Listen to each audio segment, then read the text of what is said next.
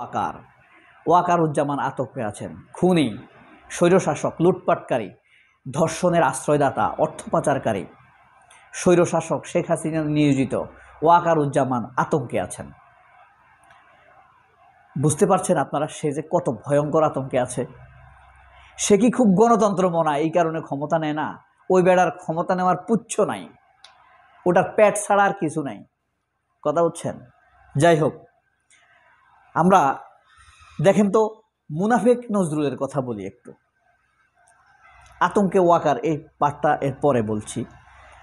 চেহারা দেখে আপনি বুঝবেন না এটা কুকুর নাকি শূকর, আপনি কর্মে বুঝবেন না তার আদর্শ কি চর্মে আছে নাকি মর্মে আছে, মানে উপরে আছে নাকি ভিতরে আছে। তার কথাবার্তা লেখা দেখে আপনি বুঝবেন না সে কি ফাসেক নাকি মুনাফেক। বলছি কার কথা? আসিফ নজরুলের কথা। ভারতের সবচাইতে নীরব দালাল, সবচাইতে ট্যালেন্ট দালাল, সবচাইতে নির্ভরযোগ্য দালাল আসিফ নজরুলের কথা বলছি আসিফ নজরুলের মুনাফেকির কথা। মুজিবের অসমাপ্ত আত্মজীবনী পড়ে সে লিখেছে মুজিব হলো এই পৃথিবীর সবচাইতে ত্যাগী নেতা। শেখ মুজিব হলো এই পৃথিবীর সবচাইতে ত্যাগী নেতা। কে বলেছে? আসিফ নজরুল বলেছে। আর গোলাম আজমকে সবচাইতে বড় রাজাকার প্রতিষ্ঠার জন্য আসিফ নজরুল কোন কৌশল অবলম্বন করেছে জানেন?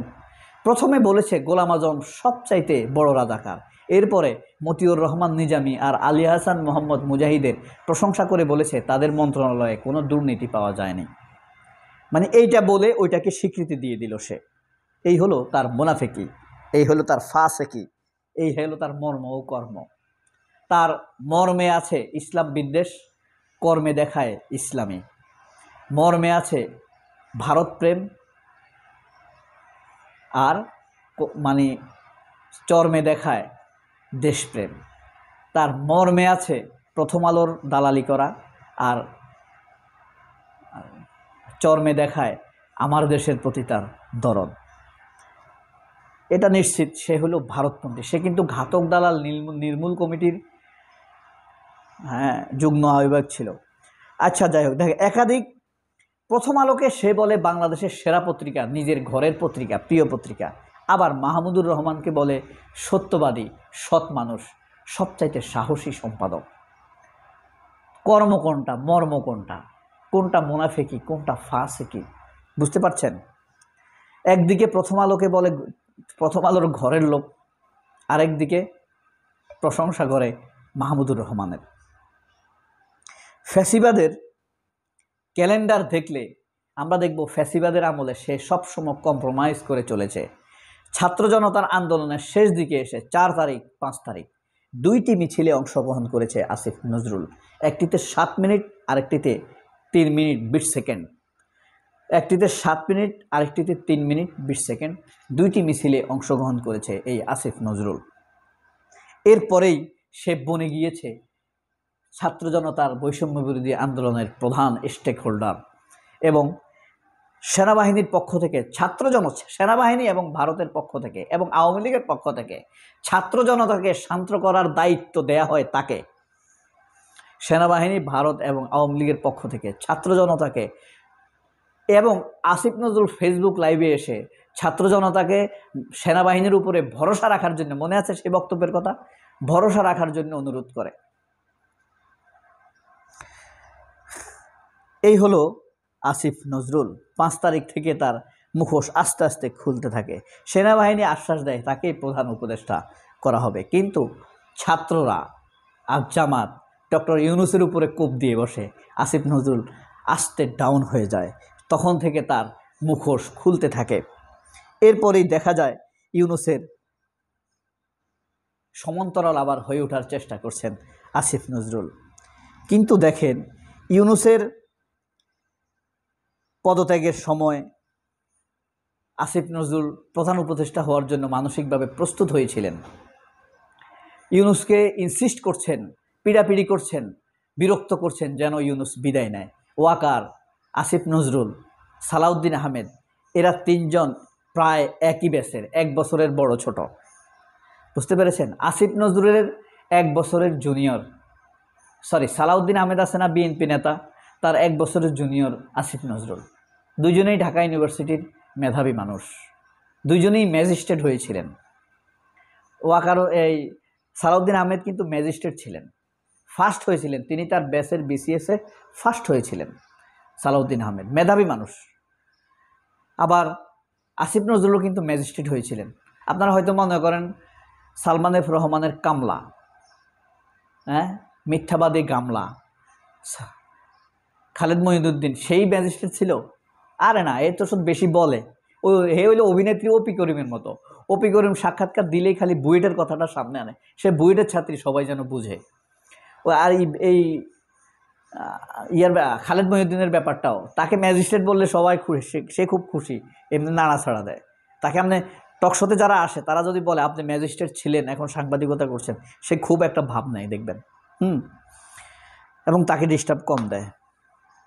এই যে সালাউদ্দিনের খুব ঘনিষ্ঠ আসিফ নজরুল, এখন এই সালাউদ্দিন, আসিফ নজরুল এবং ওয়াকারুজ্জামান, এই তিনজনের মধ্যে আরও ঘনিষ্ঠতা তৈরি হয়েছে। এই তিনজনকে মনিটর করে কে? অজিত দোভালের হয়ে এই ইন্ডিয়ান অ্যাম্বাসডর, নাম ভুলে গেছি।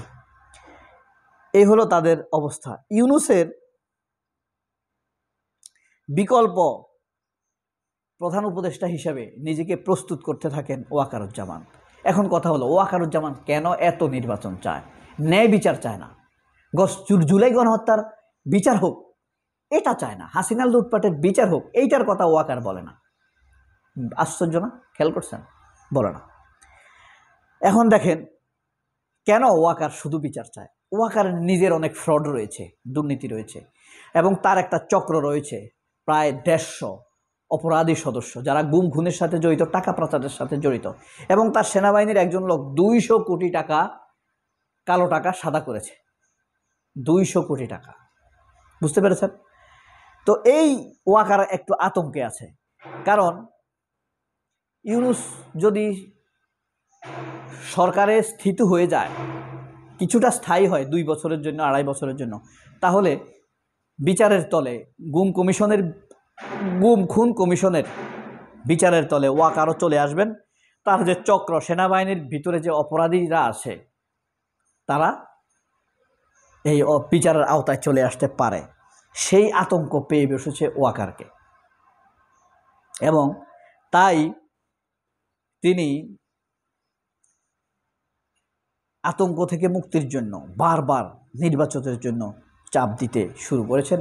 এদিকে ভারতও চাপ দিচ্ছে, বিএনপির সালাউদ্দিনও চাপ দিচ্ছে, আসিফ নজরুল সায় দিচ্ছে। এই যে দেখেন এখন আন্দোলন হচ্ছে না সচিবালয়ে, এই আন্দোলনের প্রজ্ঞাপন জারির আগে আসিফ নজরুল বেঁকে বসছে, এই আন্দোলনের প্রজ্ঞাপন জারি করা যাবে না। কি বুঝলেন? অর্থাৎ সচিবদেরকে তিনি ইন্ধন দিচ্ছেন। এবং আরও আশ্চর্য হবেন, এখানে এই আন্দোলন যারা করে তাদের মধ্যে 420 জন না কত, একটি বিশেষ ধর্মের লোক। তাহলে সে সচিবালয়ে মুসলমান আছে? 420 জন এই মোদিপন্থী লোক। হাসিনার কথা তো বাদ দিলাম, হাসিনাপন্থী সবাই এমনিই মোদিপন্থী, বা মোদিপন্থী সবাই হাসিনাপন্থী। এই কারণে যত দ্রুত নির্বাচন দিয়ে ইউনূস চলে যাবে তত তাড়াতাড়ি ওয়াকার খুশি। সবাই অনেক ভালো থাকবেন। আল্লাহ হাফেজ। আসসালামু আলাইকুম।